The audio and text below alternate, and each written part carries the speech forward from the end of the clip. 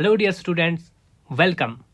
तो आज हम आप लोगों का जो जी के, जैसे कि मैं आपका सिलेबस देख रहा हूँ, general knowledge and current affairs की बात करेंगे। उनमें से हम टॉपिक्स आपको पढ़ाएंगे जम्मू कश्मीर पुलिस कांस्टेबल की जो पोस्ट्स है। तो उनमें से आज, जैसे कि आपको स्क्रीन में शो हो रहा होगा, एक इम्पॉर्टेंट टॉपिक है यूनाइटेड नेशन। आपके सिलेबस में अगर बात कर लेंगे, united nation is organization is पढ़नी है हमने। ओके, उनके veto powers, number of countries, principal organs क्या है और उन ऑर्गन्स के फंक्शंस क्या है, ठीक है, वो सब हम पढ़ लेंगे। तो धीरे धीरे हम इस टॉपिक को आगे बढ़ा लेंगे। लेकिन एक कॉमन या एक जनरल जो आइडिया होता है यूनाइटेड नेशंस के बारे में, जिसे हम लेमन लैंग्वेज भी कहेंगे, किस तरह से हम इस चीज़ को अगर किसी से भी पूछोगे तो वो यूनाइटेड नेशंस के बारे में क्या बता देंगे आप लोगों को। वो सिर्फ इतना बता देंगे, यूनाइटेड नेशंस एक ऐसी ऑर्गेनाइजेशन है। ओके, सो यूनाइटेड नेशंस एक ऐसी ऑर्गेनाइजेशन है, या ऐसे नाम से भी को पता लग सकता है। यूनाइटेड नेशंस क्या है? United Nations group of Nations है जो यूनाइट हुए हैं। ठीक है, क्यों यूनाइट हुए हैं? किसी मकसद से यूनाइट हुए हैं। उसके ऑब्जेक्टिव्स क्या है वो हम नीचे पॉइंट्स में आपको बता देंगे। ओके, सो फिलहाल आप याद रखो, यूनाइटेड नेशंस एक इंटरनेशनल बॉडी है, एक इंटरनेशनल ऑर्गेनाइजेशन है। इसको इंटर गवर्नमेंटल ऑर्गेनाइजेशन भी बोलते हैं, या वर्ल्ड लेवल ऑर्गेनाइजेशन भी इसको बोला जाता है। ये इंपॉर्टेंट है, ये चीज़ याद रखना। आप चूंकि आपका एमसीक्यू बेस्ड एग्जाम है, तो हर चीज़ को आपको याद रखना होगा, और इम्पॉर्टेंट जो पॉइंट्स हैं उनको ज़्यादा फोकस करना होगा। वो यहाँ पे भी मैं बता दूंगा कौन सा इंपॉर्टेंट है। फिलहाल यूनाइटेड नेशंस को इंटर गवर्नमेंटल ऑर्गेनाइजेशन या वर्ल्ड लेवल ऑर्गेनाइजेशन भी बोलते हैं। कब फाउंड हुई थी?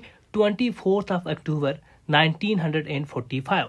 सो 24 अक्टूबर जो है, 24 अक्टूबर को मनाया जाता है, यूएन डे भी मनाया जाता है। ओके, सो यहाँ से ये पॉइंट क्लियर हुआ आप लोगों को। अब कहाँ पे फॉर्म हुई है? San Francisco. Okay, San Francisco में यूनाइटेड नेशंस ऑर्गेनाइजेशन जो है फॉर्म हुई है। देखो क्या होता है, अगर इसकी हिस्ट्री के बारे में हम देख लेंगे। चार्टर वाज साइनड ऑन 26 जून 1945। एक चार्टर साइन हुआ जिसका नाम है United Nations charter. Okay, United Nations charter जिसका नाम है, उसके 111 आर्टिकल्स है, जिसमें डिफाइन करके है यूनाइटेड नेशंस के ऑब्जेक्टिव्स क्या है, क्यों हम यूनाइटेड नेशंस को बनाते हैं, और क्या ही रोल रहेगा यूनाइटेड नेशंस ऑर्गेनाइजेशन का। ओके, अगर हम ओरिजिनली जब ये फॉर्म्ड हुई थी, ओरिजिनली जब हमारा यूएन फॉर्म हुआ था, तब 51 ही नेशन थे। ओके, तब ये 51 मेंबर्ड बॉडी थी हमारी यूएन। लेकिन प्रेजेंट डे की अगर बात कर लेंगे, it consists of 193 members. 193 members बोलो या 193 कंट्रीज बोलो। ओके, ये इंपॉर्टेंट है, पूछा जाएगा। ओरिजिनल वैसे जो भी आपको यहाँ पे पॉइंट दिखेगा वो इंपॉर्टेंट है आपके एग्जाम के लिए। यहाँ से एक दो क्वेश्चन की उम्मीद आप रख सकते हो। प्रेजेंट मेंबरशिप 193 है, लेकिन जब फॉर्म हुई थी, जब यूएन बनी हुई थी, तब इसके 51 मेंबर्स थे। सो ये क्यों, और ये इंपॉर्टेंट याद है, ये यहाँ पे इंपॉर्टेंट पॉइंट है, इसको याद रखना होगा। जो लेटेस्ट है 2011 में साउथ स्वीडन जो है, साउथ स्वीडन ऐड हुआ। ओके, सो 2011 में साउथ स्वीडन जो है वो 193rd मेंबर बन गया, किसका? यूएन का। ओके, अब क्यों बनी यूनाइटेड नेशंस ऑर्गेनाइजेशन? क्यों इसकी हमें ज़रूरत पड़ी? क्यों इसकी नीड पड़ी? वर्ल्ड वार फर्स्ट होने के बाद एक ऑर्गेनाइजेशन बनती है, उसके बाद उसका भी मैं आपको थोड़ा सा यहाँ पे बता दूंगा, ठीक है, आगे लेक्चर में। लेकिन याद रखो, सिर्फ और सिर्फ यूनाइटेड नेशंस ऑर्गेनाइजेशन, जैसे कि आपको पता है, सेकेंड वर्ल्ड वार हुआ, उसके बाद बहुत सारी तबाही हुई, तो कुछ ममालिक जो है उन्होंने स्टेप उठाए, कुछ एक कंट्रीज़ ने एक स्टेप उठाई कि हम एक ऐसी ऑर्गेनाइजेशन बनाए जिसके लॉज रेगुलेशंस ऐसे रखे जो इंटरनेशनल सिक्योरिटी, इंटरनेशनल पीस को देख ले। कहीं पे भी किसी भी कंट्री, किसी भी दो स्टेट्स के दरमियान, स्टेट्स यानी मेरे कहने का मतलब है कंट्रीज़ के दरमियान, ओके, कहीं पे भी अगर कुछ ऐसा खदशा होता है कि वो वर्ल्ड वार में कन्वर्ट हो जाए या ज़्यादा डैमेज हो जाए, मास लेवल पे डैमेज हो जाए, उसको किस तरह से हम ओवरकम करें उसके लिए यूनाइटेड नेशंस ऑर्गेनाइजेशन बनी हुई है। Okay, so came into existence after world war second. Okay, क्या ऑब्जेक्टिव्स है? ऑब्जेक्टिव याद रखना, एक एक पॉइंट पूछा जाएगा, एक एक पॉइंट ऑप्शंस में दिया जाता है। Which of the following is not objective of United Nations, वहां पे ये सब ऑब्जेक्टिव्स दिए हुए होंगे, इनमें से कोई एक नहीं दिया होगा। ठीक है, तो आपको टिक करना है, करेक्ट आंसर जो है वो टिक करना है। अब क्या ऑब्जेक्टिव्स है? एक मेंटेन कर लेना इंटरनेशनल पीस, याद रखना, एक पीस होता है, दूसरा होता है इंटरनेशनल, यानी कि इंटरनेशनल लेवल पे पीस एंड सिक्योरिटी को मेंटेन करना। क्यों? क्योंकि वर्ल्ड वार सेकेंड के बाद इस ऑर्गेनाइजेशन को सबसे प्राइमरी प्रायोरिटी जो है वो यही थी कि इंटरनेशनल पीस और सिक्योरिटी जो है मेंटेन रहे। Protecting human rights, okay, delivering humanitarian aid. इसीलिए आप देखोगे कहीं पे भी मास लेवल पे अगर तबाही हो जाती है, यूएनओ जो है अपना एड आके वहाँ पे देता है। Okay, promoting sustainable development and upholding the international laws, और अपहोल्ड करना इंटरनेशनल लॉज।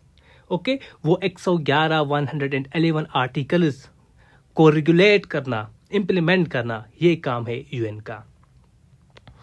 अगर हम पेरेंट ऑर्गेनाइजेशन बोलेंगे, जो मैंने आपको बता दिया कि एक पहले भी एक बॉडी बनी हुई थी जिसको LON भी बोल सकते हो आप, लीग ऑफ नेशंस बनी हुई थी, 1920 के आसपास बनी हुई थी ये ऑर्गेनाइजेशन। क्यों बनी थी भाई? लेकिन ये नाकाम हुई। वर्ल्ड वार फर्स्ट के बाद जो आपको पता है 1919 में वर्ल्ड वार फर्स्ट जो है वो एंड हुई, और उसके बाद इस ऑर्गेनाइजेशन को बनाया ताकि इसी तरह, यही ऑब्जेक्टिव्स थे जो यूनाइटेड नेशंस के थे, लेकिन इतनी वो ताकतवर नहीं थी कि वो सेकेंड वर्ल्ड वार को रोक पाए। लेकिन अब हम देखते हैं यूनाइटेड नेशंस ने कहीं ना कहीं अपना काम जो है बड़े अच्छे से निभा रही है, और दुनिया को वर्ल्ड वार यानी कि दुनिया को डिफरेंट थ्रेट्स से बचा रही है। ओके, अब देखो futures of state to admit United Nations, कभी ये भी पूछा जाएगा क्या क्वालिफिकेशन है किसी कंट्री को मेंबर बनना यूनाइटेड स्टेट्स का। एक तो पॉपुलेशन होनी चाहिए, जाहिर सी बात है, कंट्री है तो पॉपुलेशन होगी। ओके, पहला क्राइटेरिया कहीं पे भी मीट होगा। डिफाइंड टेरिटरी होनी चाहिए, ठीक है, एक डिफाइंड टेरिटरी होनी चाहिए, गवर्नमेंट होनी चाहिए, किसी भी फॉर्म की गवर्नमेंट हो, किसी भी टाइप की गवर्नमेंट हो, बट गवर्नमेंट होनी चाहिए। ओके, सॉवरेनिटी होनी चाहिए, यानी कि capacity to enter into relations with the others. अगर आपको मैं सिंपल से बता दूं, 4 ही ऐसे कंडीशंस है एडमिट होने के लिए, यूनाइटेड नेशंस के मेंबर बनने के लिए। पॉपुलेशन होनी चाहिए, डिफाइंड टेरिटरी होनी चाहिए, गवर्नमेंट होनी चाहिए, सॉवरेनिटी होनी चाहिए। ओके, अब उसके बाद हम बात कर लेंगे organs of UN. United Nations के क्या क्या ऑर्गन्स है? 6 ऑर्गन्स है यूनाइटेड नेशंस के, याद रखना। सबसे पहले और मोस्ट इंपॉर्टेंट जो ऑर्गन है इसका, सबसे पहले और मोस्ट इंपॉर्टेंट जो इसकी ब्रांच है वो है the general assembly. United Nations general assembly भी इसको बोला जाता है। किस लिए ये असेंबली है?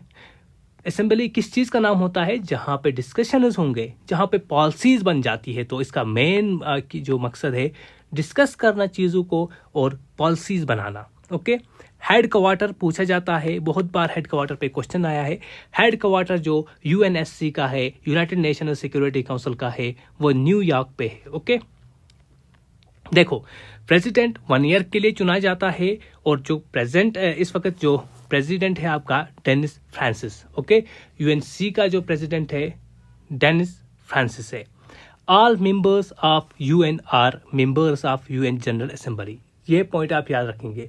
जो भी मेंबर होगा यूनाइटेड नेशंस का, वो जनरल असेंबली का भी मेंबर है। ओके, यहाँ तक क्लियर हुआ होगा चीज़ें आप लोगों को। अब है secretary general of UNO, important post है ये भी। ओके, ये ब्रांच नहीं है, ये सेक्रेटरी जनरल है। ओके, जैसे प्रेसिडेंट की बात किया, ऐसे ही एक सेक्रेटरी जनरल भी होता है। 5 साल का टर्म होता है, टेन्यूर होता है। करंट एंटोनियो गुटेरेस है, ठीक है, 9th सेक्रेटरी जनरल है, और 2 बार इसको चुना गया है। इससे पहले भी यही था।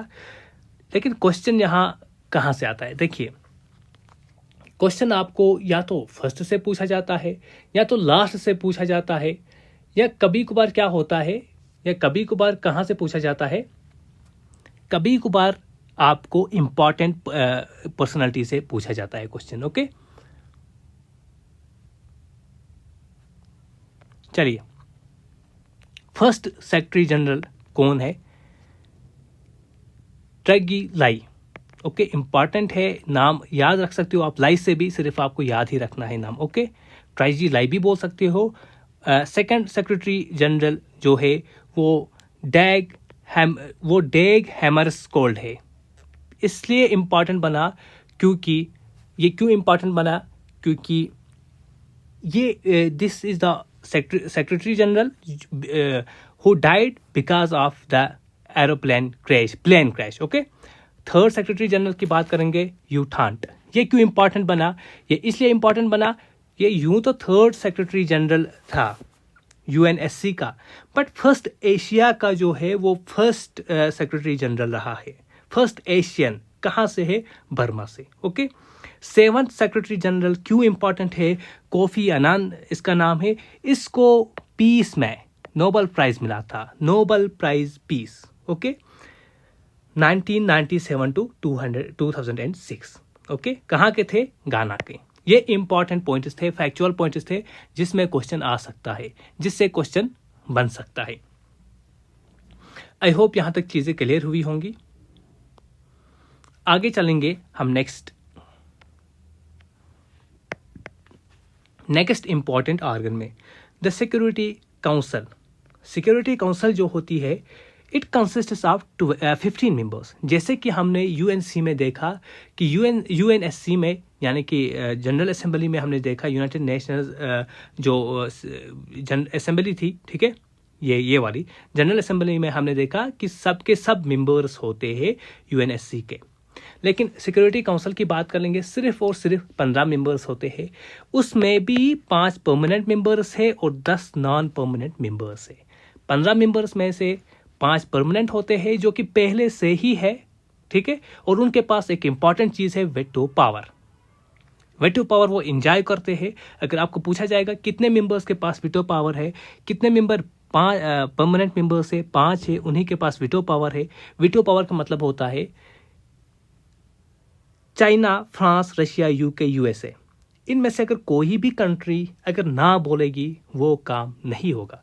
कोई भी रेजोल्यूशन अगर यूनाइटेड नेशंस असेंबली में आता है, अगर सारे के सारे जो मेंबर्स है वो एक फेवर में है, लेकिन उनमें से एक ही इनमें से अगर अगेंस्ट है उस बिल के या उस चीज़ के, उस डिस्कशन के अपोजिट है, तो वो अपना विटो कर सकता है वहाँ पे यूज़। विटो का मतलब वो ना करेगा, पूरी डिस्कशन खत्म हुई वहाँ पे, ठीक है ना।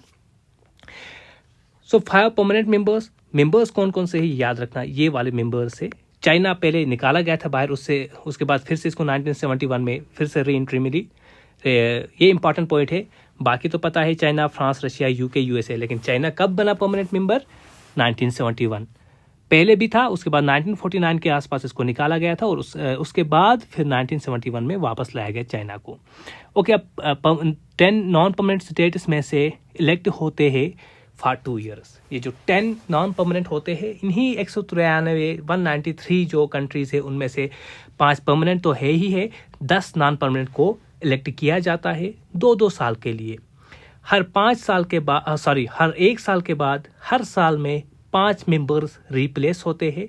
और प्रेजेंटली कौन से आए हैं, कौन से 5 मेंबर्स आए हुए हैं? Somalia, Pakistan, Panama, Greece, Denmark. ये इंपॉर्टेंट है, याद रखना। ओके, तो 2 साल के लिए ये रहेंगे, उसके बाद ये भी रिप्लेस हो जाएंगे।